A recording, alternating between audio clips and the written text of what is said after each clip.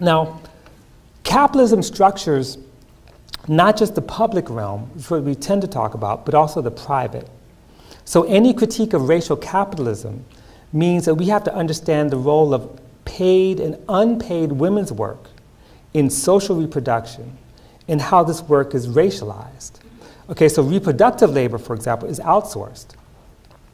Especially as incomes and wages decline and precarity rises, both the use of paid services, but also, we talk about the globalization of care, that is immigrant domestic workers, these are all racialized labor, and so paid services, paid domestic services becomes a real engine in the economy, but also explains in some ways the fact that we have probably the largest migratory labor force in history ever,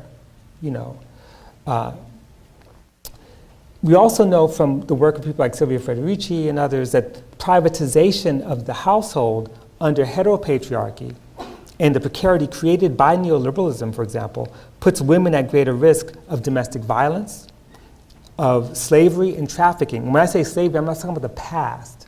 I'm talking about slavery today. It's about 44 million slaves, unfree labor in the world today. And many of those slaves are sex slaves, right? You're all being bombarded with interesting stories about the discovery, the revelations of sexual violence and sexual harassment. And just so you know, these are revelations of a very massive and old process. These are not like new things. And in fact, not only that, but they're very central to the reproduction of the system of capitalism. And although many of the high-profile cases are not women of color are usually the ones who are most affected by these processes. So women are also at the forefront of resistance.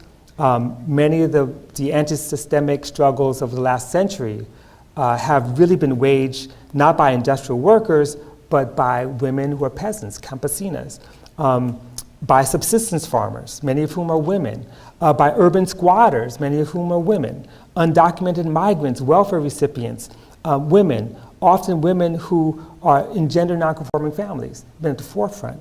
But we don't always see that as like the wedge resisting capitalism, because we have this kind of romantic view of the industrial worker in the shop floor.